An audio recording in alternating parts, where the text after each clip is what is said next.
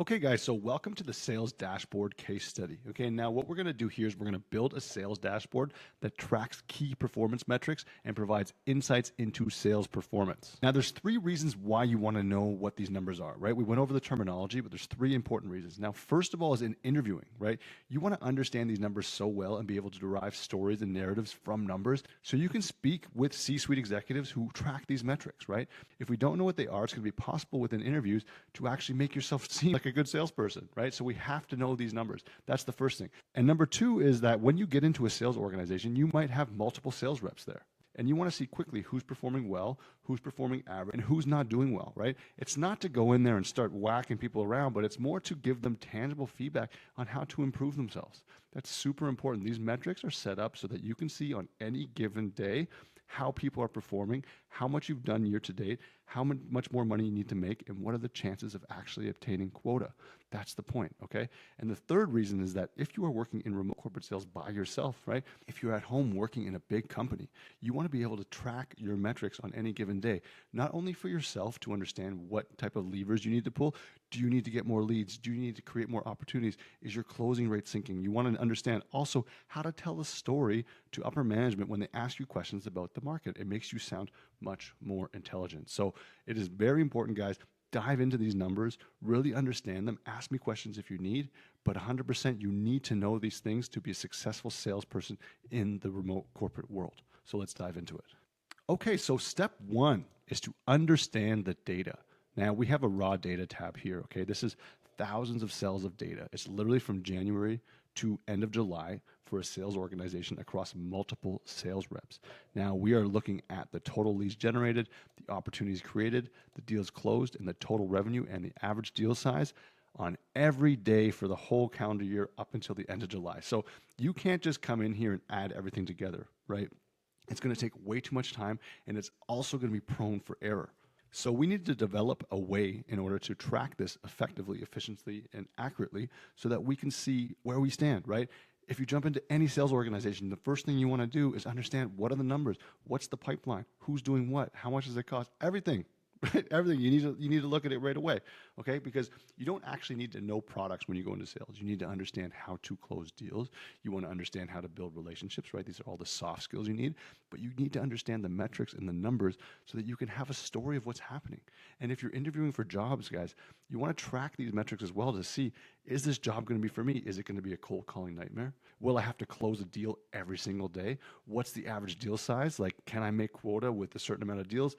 Is it even feasible? Because there's so many jobs out there that flash these like OTE, 250, 300K OTE. But if you actually deep dive into the numbers, you will see that only maybe 3%, 4% of the sales team actually hits quota. So there's a problem there. There's a problem there in the system. So these numbers are also crucial as you're analyzing potential sales jobs and offers. Do you even want to work there? Okay, let's dive back in here. So we have our raw data. Okay, we have everything here. And the first step, what we want to do is we want to create our dashboard. Okay, so to do that, we're going to create a pivot table, right, to stay accurate and do it fast. So what you're going to do is you're going to go to raw data. You're going to click on the top cell. On your computer, you're going to press Control A to highlight everything. Okay, and you're going to go to Insert Pivot Table. Let me move me out of the way here. Now here it selects a range for us. It's a new worksheet. That's absolutely fine. It's default like this. Just press OK. And you're going to see here a new sheet pops up. Now we're going to rename this sheet Sales Dashboard. And this is where we're going to start building out our dashboard to tell our stories. Okay. So the first thing we're going to do here is we are going to put the sales reps here. Yeah. So we have Alice, Bob, Charlie, Dana, Fiona, Jack, Ian, etc. Yes. Now we want to track our metrics that we have in the raw data, right? All the ones up here, these are automatically going to be generated in the pivot table. And you can see them right here. So we have total leads generated. We're going to bring it down here. We have opportunities created. We have deals closed. These are all the headers from our raw data, total revenue, and average deal size. Also going to bring it down here. So now we have all the data summed accurately together in a pivot table that we can easily see. Now, guys, look, it's normal to add up, right? To sum all the total leads generated. It's normal to sum all the opportunities created. It's normal to sum the deals closed, right? It's normal to sum the total revenue, but an average deal size, pay attention here because average deal size is not sum, right? We're not adding things together. Right now it's saying that the average deal size is 1.3 million when we know the quota is only 2.2 million and they're closing 129 deals. So that's wrong, right? And that's because down here you can see we're summing the average deal size. So just click here and click average. And now we have the average size. So it's 6,476, okay? So just be very careful with that. Now you want to format everything properly so you can see it nicely. So we're going to do that real quick. We're going to make it turn into the dollar amount here as well.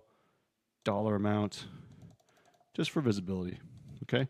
Here you can even put number in the thousands, right? So you want to see this stuff clearly, okay? So now we have our pivot table. We have all the information we need to create our dashboard and to input the metrics that we need to tell the story. So what we're going to do first of all is we're going to copy this and we're going to paste this and go to values. Okay, so now we have it here, right? Here you can see it's a pivot table. We don't want to do that. We want to have it here because if we start attaching things to the pivot table, it's going to get all misconstrued. So now we have our dashboard. Now, again, the formatting is super important, guys. Okay, so let's go format this a bit. Okay, so now we have a nice, beautiful dashboard, okay, that we're going to continue here on the right side with all of our data. So let's go back to the instructions to see what we're going to do next. Now, step 2.2, here it is, okay? So we have the annual quota is 2.2 million. Now, we don't need to change that, right? That stays constant and shouldn't be amended. So we're going to go ahead right away and put that in. So we have the quota, and it's 2.2 million. And we're going to bring it down because it's all for the same for all sales reps. And here I like to just give it a different color. We'll put it in green because we know we're not going to touch that. So that's fine. Perfect. Quota's good. Now, the next thing we're going to do is the to-go target, which is the annual quota minus total revenue. Okay? So year to-go target equals annual quota minus year-to-date revenue, so total revenue. So we know here that Alice needs to do another 625,000 before the end of the year in the next 5 months to hit budget so that she can get her bonuses, commissions, accelerators, or whatever that may be. So this is a great indication to see how people are doing at this point in time in the year and how much they need to do until the end of the year, right? The year to go, okay? So we just did the year to go. Now we're going to do quota attainment, which is year-to-date sales divided by annual quota, okay? So quota attainment. So here we're going to find out how much in a percentage form of the quota have they done so far. So we have the year-to-date sales, which is here, divided by the annual quota here, which is going to give us a percentage. Now you see here it's dollar. We want to keep a format. Let's put it into percentage, 72%, and bring it down here so we can see quickly who's close to attaining budget, right? Quota. So we have 88% here, 87%, some top performers, and then we got 72%. So we can see Alice is still struggling, right? Now let's move on to the next one. Okay, so the next one is total pipeline value, which is opportunities created minus deals closed times average deal size, okay? Let's put it in here, total pipeline value. Okay, let's make it a bit bigger. So we're gonna say equals bracket the total opportunities, right, that we have, right? Leads that are actual opportunities minus the amount of those that we closed, right? Which is going to give us a number of the ones that are left over that we haven't closed yet. That's in our pipeline times what we predict the average deal size to be based on our data. And that's going to give us our total pipeline value for all sales reps. And again, we want to put this as a dollar amount. And we are going to format that properly so we can see exactly how much each rep has in their pipeline, right? What the potential is, what they can still close. How are they going to actually hit quota? They need a pipeline, right? Okay, so let's go over the win rate, right? Which is the deals closed divided by opportunities created. Okay, so win rate. And we're going to go deals closed divided by opportunities created. And that's going to give us our win rate in percentage. We're going to drop this down and turn it into percentage. There we go. So now we have our win rate. We're also looking for our conversion rate. So deals closed divided by total leads, right? Conversion rate, which is deals closed divided by the total leads. And we're also going to express this in a percentage. Okay, so it's a low conversion rate, right?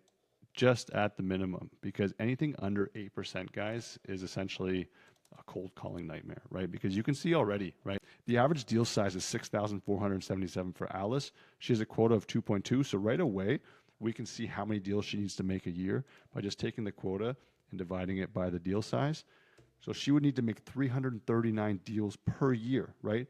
That's like one a day, right? So if you're doing one sale, low volume sale a day, you know that you need to talk to a lot of people in order to seal a deal every day. So you're constantly chasing. So right away, even from this data, you need to decide, is that something you want to jump into, right? When we go back to what I said at the beginning about analyzing sales jobs, I mean, right now you can see pretty clearly like what's going on, right? You can see that it's going to be a ton of leads that are coming in. You're going to be talking to multiple people every day. The conversion rate is low. The average deal size is low. And that's why I always say you want to work with companies that have big deal sizes, right? Because you're not going to have so much stress closing deals on a daily basis. Yeah. Okay. So that's conversion rate. So now we're going to go over the pipeline coverage ratio, right? So it's pipeline value divided by year to go sales. Now, a pipeline coverage ratio above 3 is good. It's considered good, okay? Essentially, you want to have enough pipeline to cover the remainder of your budget. So we look at pipeline value divided by year to go sales to get this, okay? So let's go back to our dashboard, pipeline coverage ratio, which is the pipeline value divided by the year to go sales. Right? We want to know that if we need to do $625,000 of year to go target, we want to make sure that our ratio is above 4. So Alice is above 4, which is good. So she still has a good chance of hitting budget, right? Based on this metric.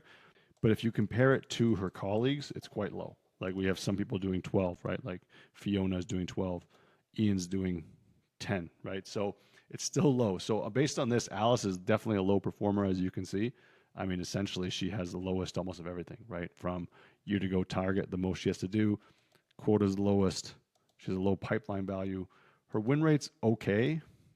Her conversion rate's okay compared to everybody else, but the other metrics are speaking really to an increase in performance is necessary, right? Okay, and finally, we have the run rate, right? So we want to look at the total revenue divided by the months passed times 12. So we're looking for an understanding of how we're doing based on current market trends, right? So how we're doing as of today, and we can annualize this over the year.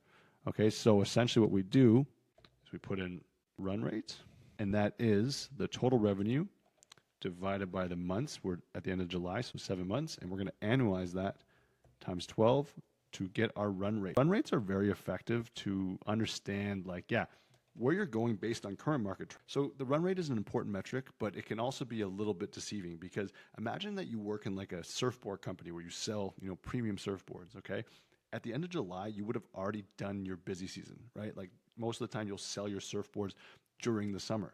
So a run rate is not effective in a cyclical business because it's essentially annualizing what you've done per month until this point. But if you've already done your busy season and you know that like August, September, October, November, December are quiet months, the run rate is not that effective. However, if you're not in a cyclical business, it's a great way to see like how much am I going to make at the end of the year based on what I'm currently doing, right? If it's a very stable business cycle, it's a great metric. If it's cyclical, not so great. Okay, so now that we have all these metrics here, let's have a look on how we can analyze this data, right? Like, I mean, we can tell pretty quickly what's going on, right? We looked at Alice, who's definitely an underperformer, what we can see based on all the metrics. But there's a very quick and easy way that you can analyze sales data when you have a dashboard, and it's using ChatGPT. So let me show you what that looks like. Okay, so it's very simple, guys, right? I have the prompt down here. So once you've checked your work and everything like that, and you've formatted everything and you understand the metrics, let's go and have an analysis of the sales team. So if you're going to give an analysis, it's often good to ask ChatGPT what it thinks, because honestly, it's about 20 IQ points higher than like the general population,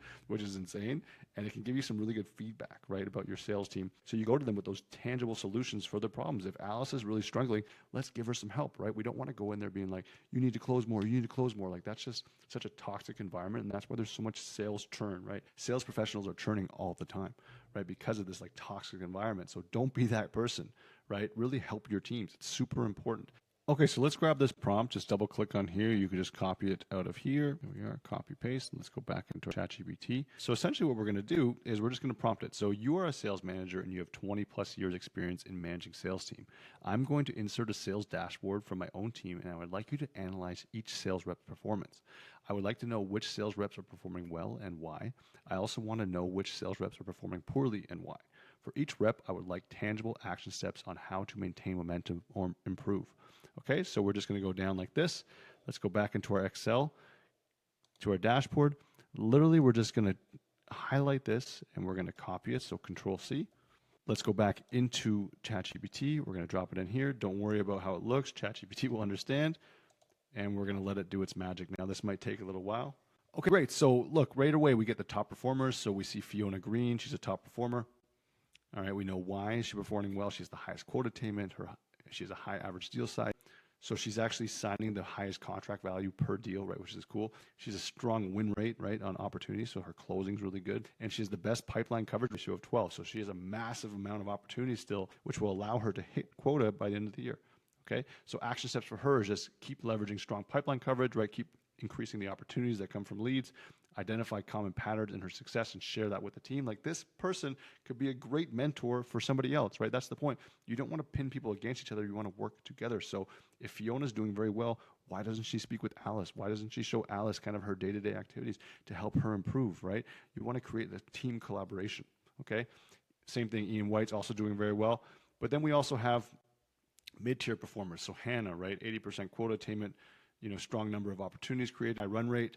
So her strengths are that she has a strong number of opportunities created, right? She has a high run rate, but where can she improve? Slightly lower win rate, okay? So she's not actually closing as many deals from the opportunities that she has as other members, and her average deal size is also lower. So you want to get good at selling high contract value deals, because that's going to allow you to hit target with less deals, right? And we went back before and we talked about Alice, that she needs to make almost a deal a day to hit a $2.2 million quota.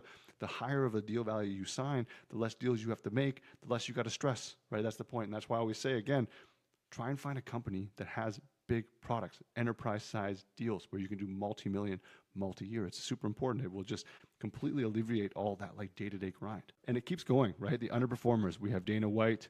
I don't think that's the UFC Dana White, but we have Dana White. We have Bob Smith, Jack Miller, and Alice Johnson, who's the last, right? 72% quota attainment. One of the lowest quota attainments. Her win rate is low, so she's not closing very well, right, compared to top performers. So what can we do to improve that? We can work on increasing her deal values per sale, right? The total contract value is important.